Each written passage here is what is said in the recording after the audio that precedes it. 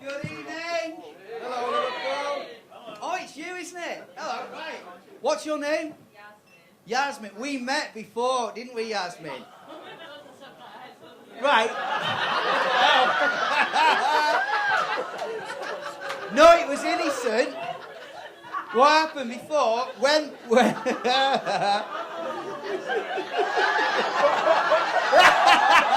No, not like that. I'll explain.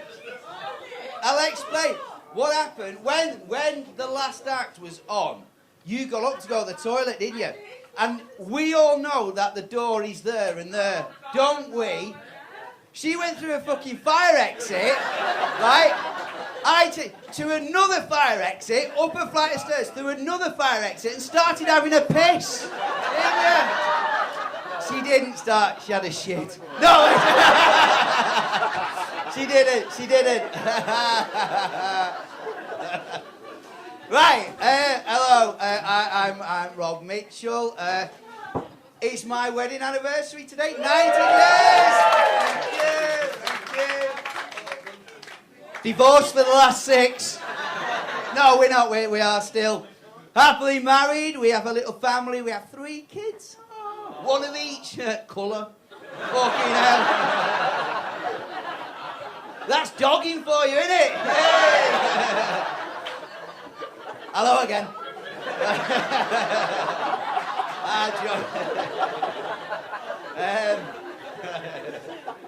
I have a feeling, right? I recently had a feeling. I don't think that my missus likes the beard.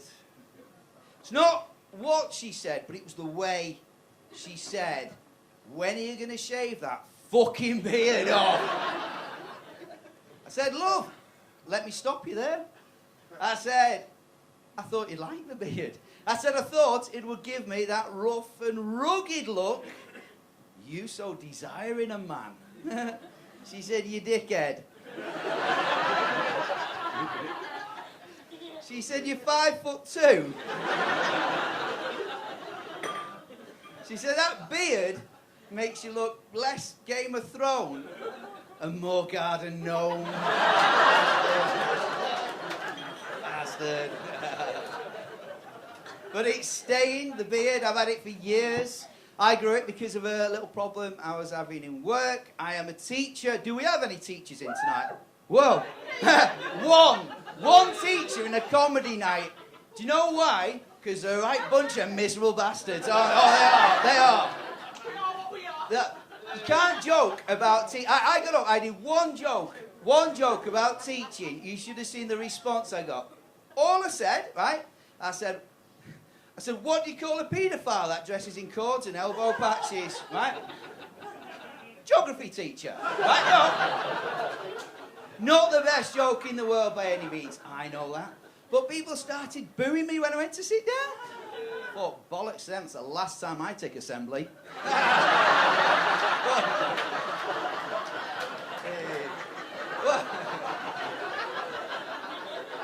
No sense of humour at all. But the problem I have, being a bit of a short-ass school teacher, was that I kept getting mistaken for being one of the pupils, right? So I grew the facial hair. The only problem is now I get mistaken for being one of the dinner ladies.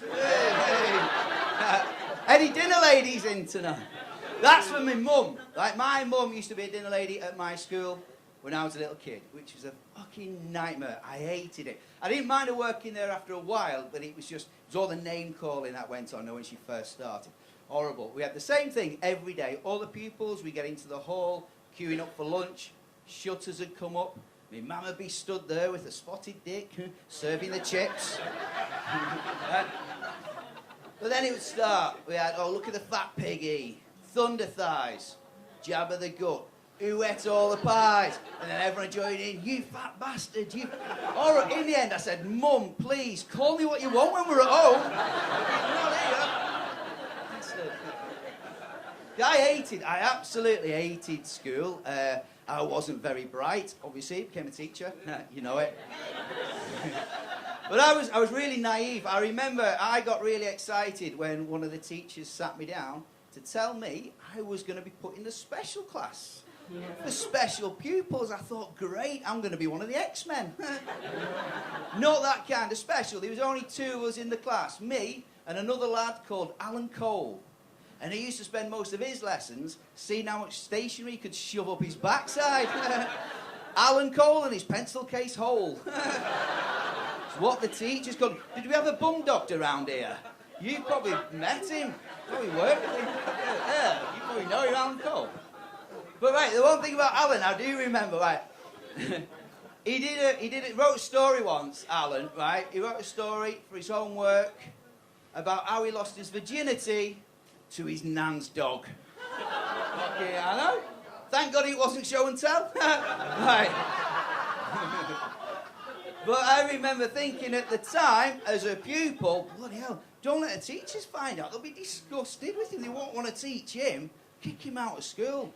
Whereas I now know as a teacher, we love shit like that. Oh, don't we?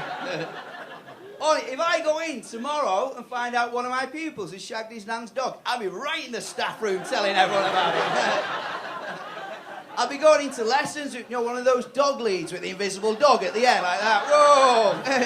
Who's had me dog? Alan Cole! Fucking hell. Because I like having a laugh with the kids. The lessons I did enjoy at school, where the teachers had a sense of humour, so I always have a laugh and a joke. But you've got to be careful these days. Kids are a bit more sensitive than I was, certainly when I was at school. Easily offended. Back in September, I started working in a new school. First day, I'm teaching my first lesson. Going really well, right? Really well. Until a lad sat at the back of the class decides to hold up a picture he'd drawn of a massive cock. Right? And then shouts out in front of the whole class, "Look, sir, it's your mum." Cheeky bastard, I know. I had a look. It was nothing like me mum. My mum hasn't even got curly hair for a start. So we lost marks for that. But rather than ignore this immature comment, I added my own. I said, "That'll explain why she smells like your dad's arsehole." Hey.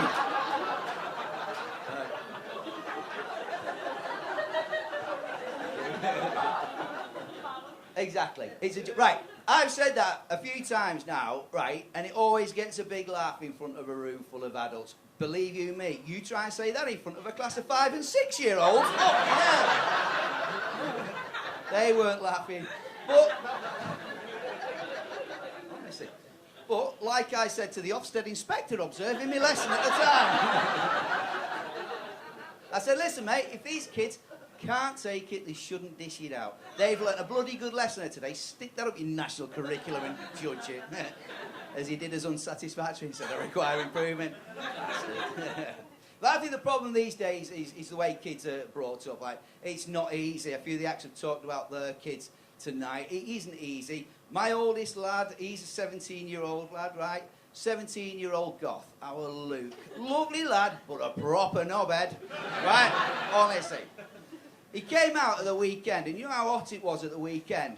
Our Luke, he comes out, he's in his full goth kit, all in black. He's got his boots on, he's got his hood up, and he wears this big leather cape thing. But he's smoking one of these e-cigarettes. So I shouted, "Hey, up, what are you going as? Darth Vader?" I said, "What have I told you about smoking these things, lad?" And he went, "Oh, who do you think you are?" I said, "Luke, I'm your father."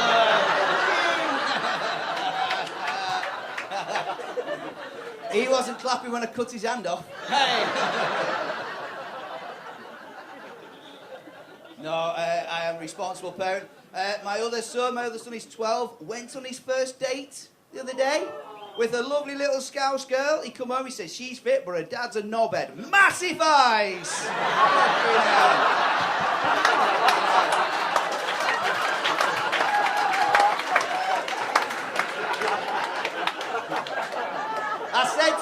I said to him, "Hey, lad." He's fucking massive as well. I said, "Did you give him that?" He went, "Yeah." "Nice one, lad."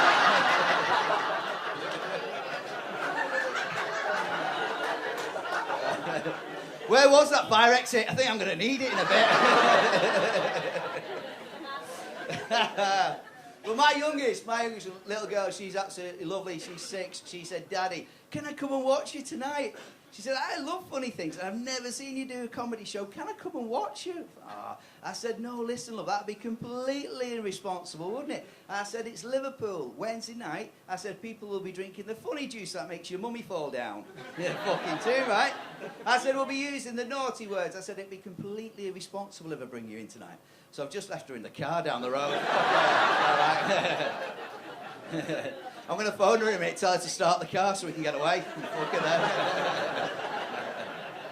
But they're at an age now, my kids are at an age where they're growing up a bit and they're learning that sometimes they have to compromise. They can't have everything they want. I think that's a very important lesson to teach your kids. Like last Christmas, just before Christmas, my kids, they're big animal lovers. They really wanted a dog for Christmas.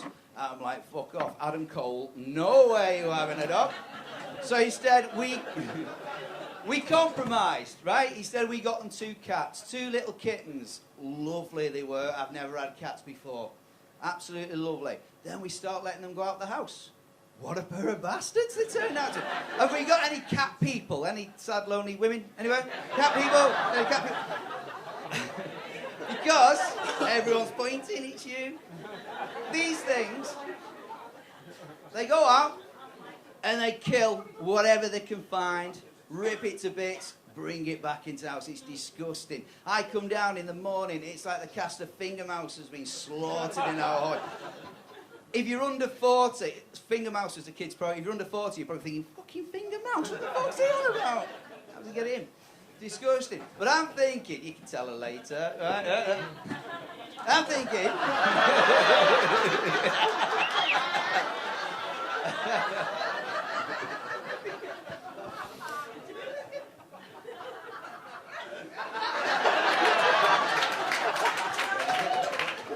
He asked me to say that before. Oh, God, honestly, these cats... And I'm thinking there's something wrong with these cats. A psychopath. But I've Googled it, I've researched it. It's natural. This is what cats do. In fact, they think they're being kind. You know, they're showing gratitude. You feed them, so they go out hunting for food for you. And they bring it in, and you see them stood next to it, looking at it, looking up at you as if they're saying, go on, get that inside yourself. But I think, could you imagine if that's how we thank people? You know, I don't thank my wife for having sex with me by dragging in some naked bloke when I get back from the pub on a Friday night. There you go, love, get that inside yourself. Fucking no way. She'd love that.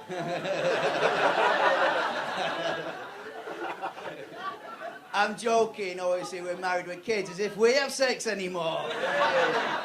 I can't remember the last time we had. In fact, we've got a memory foam mattress home, but that doesn't remember the last time we... Fucking hell.